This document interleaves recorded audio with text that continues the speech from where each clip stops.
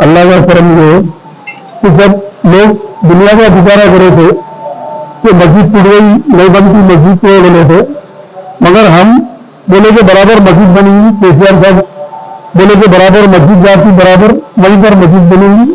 और अल्लाह के करम से गवर्नमेंट जो बोली वो करके दिखाई और आलिशान मस्जिद बनी है, अल्लाह का एहसान है। और 2 मस्जिदें बोले, 2 भी, एक छोटी मस्जिद भी बनी, बड़ी भी। और मेरे टाइम पे ही हम ही फाउंडेशन रखे थे, जब सेक्रेटरी तोड़ के जब बना रहे थे। तो अच्छी बात तो ये हो गई कि मस्जिद बाहर वाले भी आके नमाज पढ़ सकते। पहले जो है ना सेक्रेटरी में जब पूरी बाउंड्री के अंदर रही थे जो है ना नमाज नहीं पढ़ सकते थे, खाली जो भी लोग आए उतने पढ़ रहे थे। ईशा में कोई नहीं रहते थे, फजर में भी नहीं रहते थे। और फजर भी होती जोहर, असर, मगरिब, ईशा। तो अल्लाह के करम से जो है ना अल्लाह का शुक्र है जो हम बोले अल्लाह ने जो है ना वो उसको अमली जामा पहनाए। और केसीआर साहब की मैं दिल की गहराइयों से उनकी भी मुबारकबाद देता हूँ कि मस्जिद आलीशान मस्जिद बनी है। और केसीआर साहब भी जो बोले हैं वो बराबर करके दिखाए।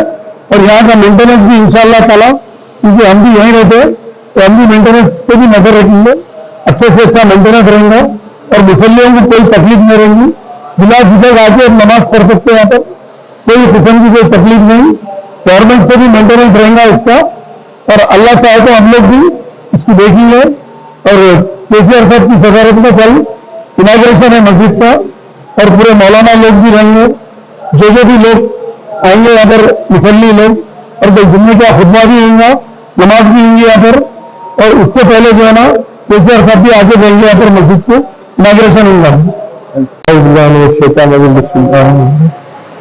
अल्हम्दुलिल्लाह आज मस्जिद की जिम्मेदारी मुझे दिया गया। विचिन टाइम में मैंने कंप्लीट किया, 25 तारीख की डेट दिए थे, लेकिन 20 तारीख की कंप्लीट हो चुकी है।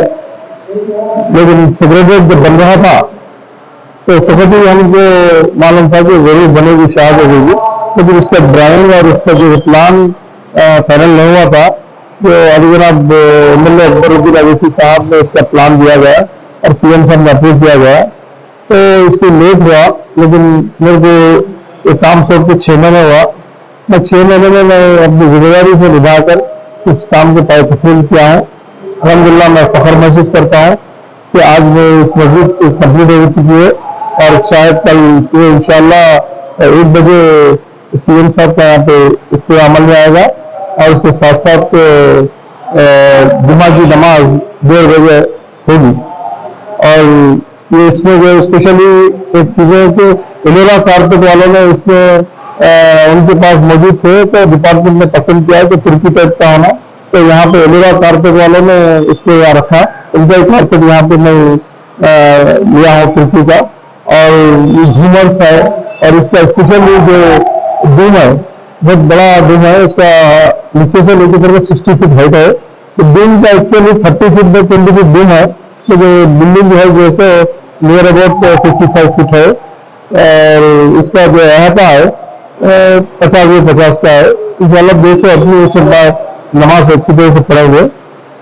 और अगर जुमा के तो मस्जिद हाशमी अलग है, मस्जिद मोती में भी है। मस्जिद हाशमी एक अलग छोटी सी मस्जिद जिस मकान पे होना था उसी मकान पे बनी, दोनों में नमाज होगी, इस दोनों में नमाज होगी। तो जो वो अलग है ये अलग है, तो उसका भी आप जाके देख नहीं सकते। इसका मिंबर वगैरह से पूरा कंप्लीट है, इसका भी अलग है। अब वो कमेटी डाले गवर्नमेंट, अब उसके बाद क्या डिसीजन लेते हैं मुसल्लिया यहाँ पे।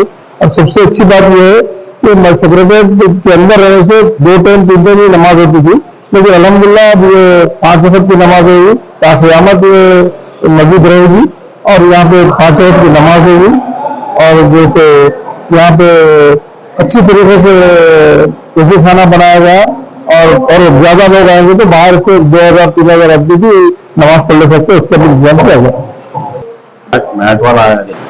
अभी डिपार्टमेंट मैनेज डिपार्टमेंट तय करे हैं कि इसकी नमाज, और जो इससे पहले वो खलील्लाह साहब फाउंडेशन किए थे, शायद हो सकता है उन्हीं के खुतबा होगा। ये जो बड़ी तारीखी मस्जिद बन चुकी है और इसकी शहादत के बाद फिर इसको रिकंस्ट्रक्शन करे क्योंकि एक आलिशान मस्जिद होना चाहिए और इसी तरीके से उसकी तकमीलता है। और we want to thank the Telangana government, our honorable respected Chief Minister KCR Garu, who has been very generous, who has been very compassionate towards our Christian community, and we rejoice along with the Christian community to celebrate the inauguration of the church that you all see behind. It is beautifully done, wonderfully done, and we are very thankful to the visionary, the legendary leader K. Chandrasekhar Rao Garu and his son KTR Garu also.